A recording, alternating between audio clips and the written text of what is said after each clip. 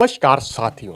सोनीपत को time to time सरकार बड़े बड़े प्रोजेक्ट्स की सौगात देने का कार्य करती रही है। इसी प्रकार सोनीपत के क्षेत्र में हरियाणा सरकार ने जब विशेष बजट को जारी करने का कार्य किया तो हरियाणा के सोनीपत जिले की लंबी उठ रही डिमांड यानी कि सोनीपत शहर में नए बस स्टैंड की डिमांड को भी सरकार ने नए बजट के दौरान स्वीकार करने का काम किया, क्योंकि सोनीपत में आज से 3 से 4 वर्ष पहले तक भी सोनीपत के नए बस स्टैंड की डिमांड लंबे टाइम से उठ रही थी।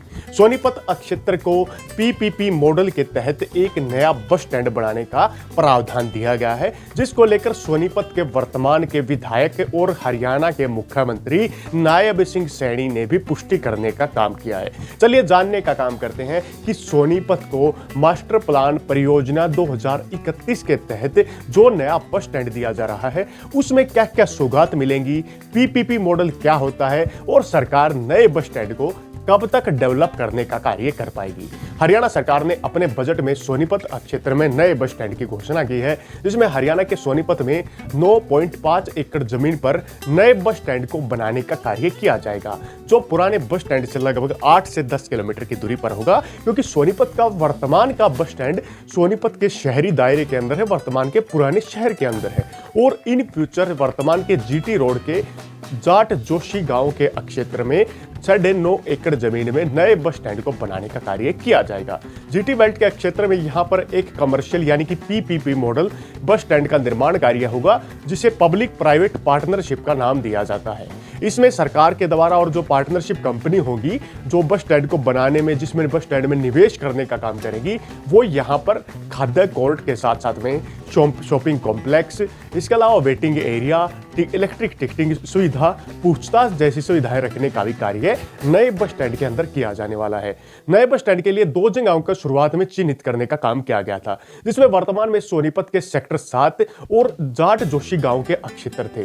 सेक्टर 7 में 4.06 एकड़ जो जमीन है वो ग्रीन बेल्ट एरिया में आती है और यहाँ पर 1 एकड़ से थोड़ी ज्यादा जमीन को सड़क के लिए भी रखा गया है।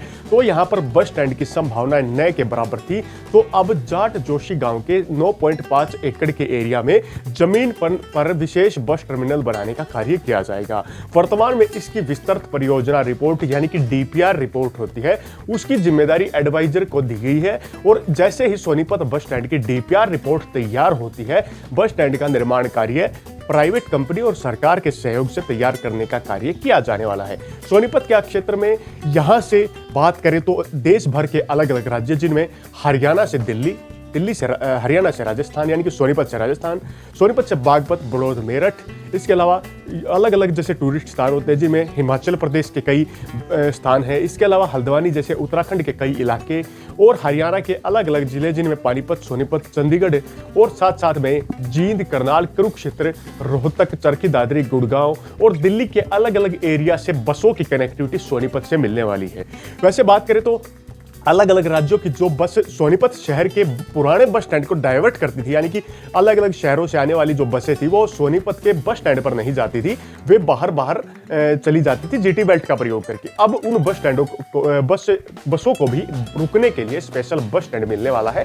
तो सोनीपत के वर्तमान के नए बस स्टैंड से उन बसों की कनेक्टिविटी भी काफी तेजी से होने वाली है। अब जानते हैं सरकार का पीपीपी मॉडल। पीपीपी मॉडल ने सरकार और निजी कंपनी मिलकर बस स्टैंड का निर्माण और संचालन करने का कार्य करती हैं। निजी कंपनी बस स्टैंड के क्षेत्रों में निवेश करती है और सरकार को भी यहाँ पर जो पहले यदि सरकार अपने खर्चे से किसी बस स्टैंड को तैयार करती तो वहाँ पर खर्चा भी ज़्यादा आता और कई प्रकार की सुविधाएं भी सरकार अच्छे से नहीं दे पाती थी।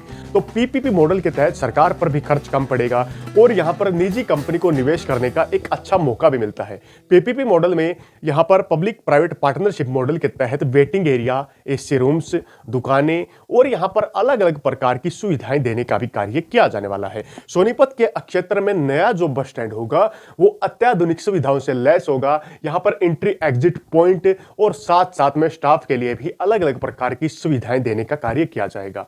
इससे पहले भी देश भर के अलग अलग बस स्टैंड को पीपीपी मॉडल के तहत डेवलप करने का कार्य किया जा चुका है, जिनमें उदाहरण स्वरूप यदि हम देखें तो उत्तर प्रदेश के गाजियाबाद और लखनऊ के बस स्टैंड भी पीपीपी मॉडल पर आधारित है, यानी कि पब्लिक प्राइवेट पार्टनरशिप मॉडल पर आधारित हो और यहाँ पर इसी पार्टनरशिप के तहत कार्य भी किया जाता है और इन बस स्टैंड का निर्माण भी पीपीपी मॉडल के तहत किया गया है। तो इन फ्यूचर हरियाणा सरकार का बस स्टैंड बनाने का पीपीपी मॉडल सोनीपत क्षेत्र में लागू होने वाला है। जिस प्रकार सोनीपत के नए बस स्टैंड की 9.5 एकड़ की डीपीआर रिपोर्ट मिल जाती है, तुरंत कुछ टाइम बाद ही सोनीपत के नए नवेले बस स्टैंड का निर्माण कार्य तेजी से चालू होगा।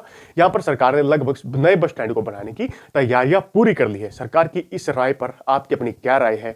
इस नए बस स्टैंड को लेकर आपके अपने क्या विचार हैं? कमेंट बॉक्स के माध्यम से कमेंट करके बताने का कार्य जरूर करें। इसी के साथ अगले वीडियो तक आप लोगों से विदा लेते हैं। तब तक के लिए जय हिंद, जय भारत।